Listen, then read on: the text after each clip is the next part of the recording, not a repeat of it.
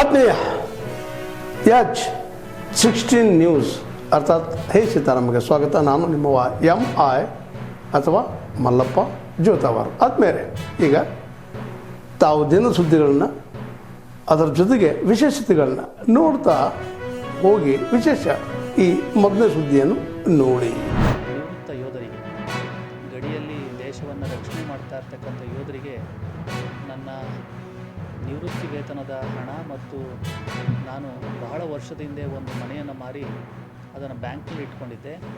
ಆ ಬ್ಯಾಂಕಲ್ಲಿದ್ದಂಥ ದುಡ್ಡನ್ನು ಜೊತೆಗೆ ಇನ್ನೂ ಒಂದು 4 ಲಕ್ಷ ರೂಪಾಯಿ ಸೇರಿಸಿ ನಾನು 10 ಲಕ್ಷ ರೂಪಾಯಿ ನಾನು ಹಣವನ್ನು ಕೊಡಬೇಕು ಅಂತ ಕೇಳ್ತಾ ಇದ್ದೆ.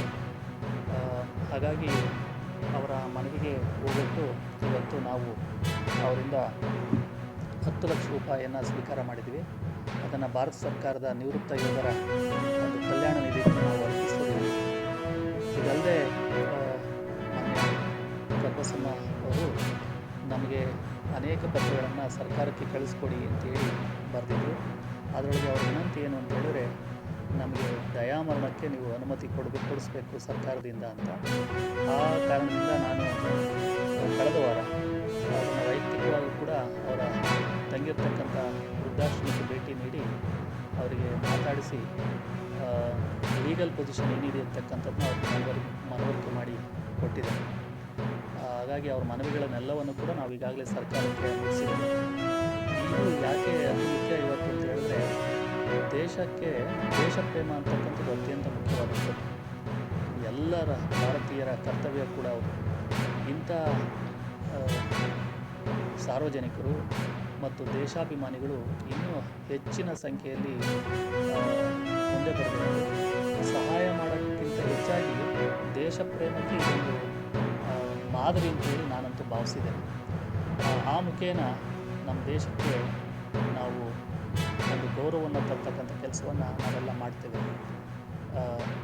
ಹಾಗಾಗಿ ನಾನು ವೈಯಕ್ತಿಕವಾಗಿ ಜಿಲ್ಲಾಡಳಿತ ಮತ್ತು ಸರ್ಕಾರದ ಪರವಾಗಿ ನಾನು ಸನ್ಮಾನ್ಯ ಕರ್ಬಸಮ್ಮ ಅವರಿಗೆ ಧನ್ಯವಾದವನ್ನು ಅರ್ಪಿಸ್ತೀನಿ.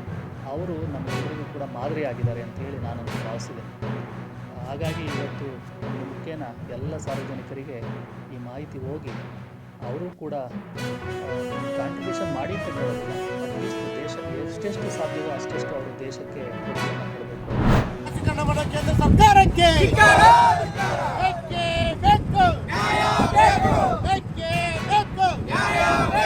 ಎಲ್ಲಿ ತನಕ ಹೋರಾಟ, ಯಾತಕ್ಕಾಗಿ ಹೋರಾಟ, ಕರ್ನಾಟಕ ರಾಜ್ಯ ರೈತ ಸಂಘಕ್ಕೆ, ಹಿಂದೂ ಕಾಶ್ಮೀರ ಕೇಂದ್ರ ಮತ್ತು ರಾಜ್ಯ ಸರ್ಕಾರಕ್ಕೆ, ಕಾಶ್ಮೀರ ಕೇಂದ್ರ ಮತ್ತು ರಾಜ್ಯ ಸರ್ಕಾರಕ್ಕೆ, ಕರ್ನಾಟಕ ರಾಜ್ಯ ರೈತ ಸಂಘಕ್ಕೆ.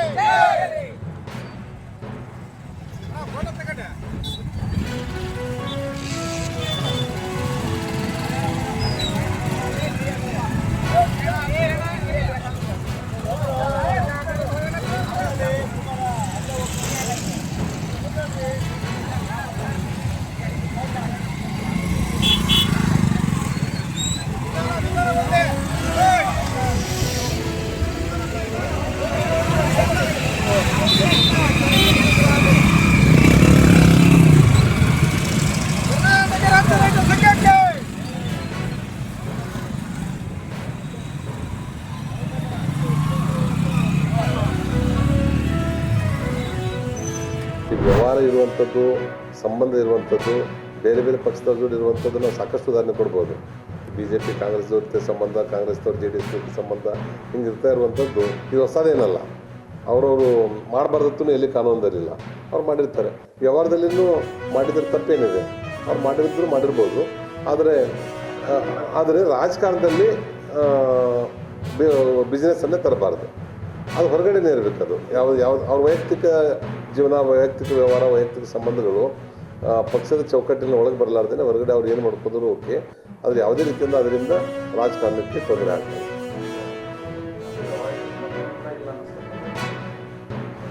ಹೌದಲ್ಲ, ಅದು ಭಾಳ ಒಳ್ಳೇದಾಯ್ತು. ಇದೊಂದು ಕ್ಲಾರಿಟಿ ಆಯಿತು. ವ್ಯವಹಾರ ಇದ್ದದ್ದು ಅವರಿಬ್ಬರಿಗೇ ಗೊತ್ತು. ಯಾಕಂದ್ರೆ ಹೊರಗಡೆ ಅವ್ರು ಯಾರಿಗೂ ಗೊತ್ತಿರದೇ ಇರೋದ್ರಿಂದ ಅವ್ರು ಕ್ಲಾರಿಟಿ ಕೊಡೋದು ಇನ್ನೂ ಯಾರು ಸಂಶಯ ಪಡ್ತಾ ಇದ್ರು ಅವ್ರಿಗೆ ಕ್ಲಾರಿಟಿ ಸಿಕ್ಕಂಗಾಯ್ತು. ಇಲ್ಲ, ಅಲ್ಲಿ ಹೋದಾಗ ಯಾರೂ ಇರಲಿಲ್ಲ, ಮೀಡಿಯಾನೂ ಇಲ್ಲ ಮತ್ತು ಪಬ್ಲಿಕ್ನೂ ಯಾರೂ ಇಲ್ಲ. ಅವರಿಬ್ಬರು ಮತ್ತು ನಮ್ಮ ಡೆಪ್ಟಿ ಚೀಫ್ ವಿಪ್ಪು ರಾಷ್ಟ್ರೀಯ ಅಧ್ಯಕ್ಷರು 4 ಜನ ಇದ್ದಾರೆ. 4 ಜನ ಅಲ್ಲಿ ಮೀಡಿಯಾನೂ ಇಲ್ಲ.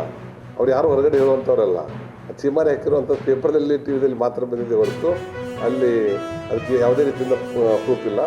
ಚೀಮಾರಿ ಹಾಕಲ್ಲ, ತಿಳುವಳಿಕೆಯನ್ನು ಹೇಳ್ತಾರೆ. ಅವ್ರ ಅನುಭವದ ಮೇಲಿದೆ ಯಾವ ರೀತಿ ಮುಂದೆ ನಾವು ಅವಕಾಶ ತಗೋಬೇಕು, ಯಾವ ರೀತಿಯಿಂದ ಆಗಲಾರದಂತೆ ನೋಡ್ಕೋಬೇಕು ಅನ್ನೋಂಥದ್ದನ್ನು ಹೇಳ್ತಾರೆ ಹೊರತು ಅವ್ರಿಗೆ ಏನು ಮೀಡಿಯಾದಲ್ಲಿ ಬಂದಿದೆ ಆ ರೀತಿ ಘಟನೆಗಳಾಗಲಿಕ್ಕೆ ಸಾಧ್ಯ ಇಲ್ಲ ಅನ್ನೋಂಥದ್ದನ್ನು ಹೇಳ್ತಾರೆ.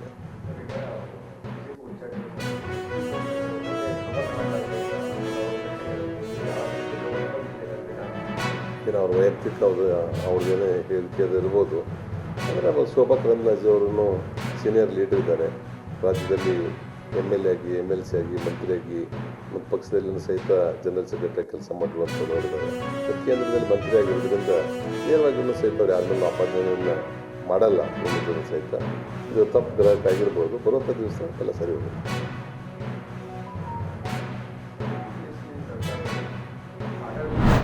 ಪತ್ರಿಕಾಗೋಷ್ಠಿ ಕರೆದಿರುವ ಉದ್ದೇಶವೇನೆಂದರೆ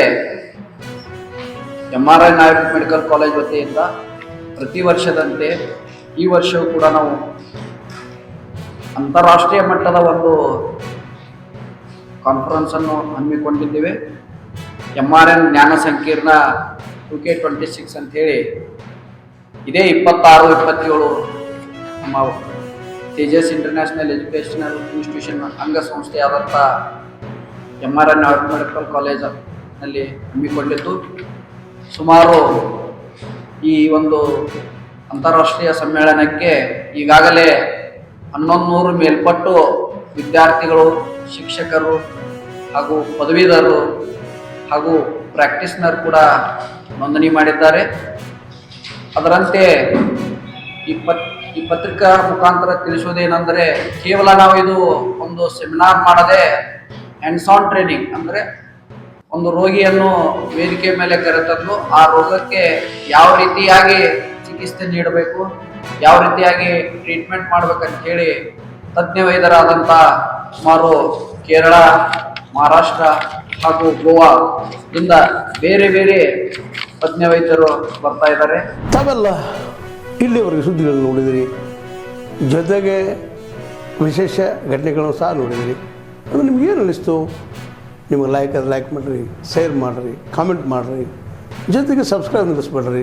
H16 ನ್ಯೂಸ್ ಅರ್ಥಾತ್ ಈ ಸಿದ್ದರಾಮಯ್ಯ ಸತ್ಯದ ಕೈಗನ್ನಡಿ ವಂದನೆಗಳು.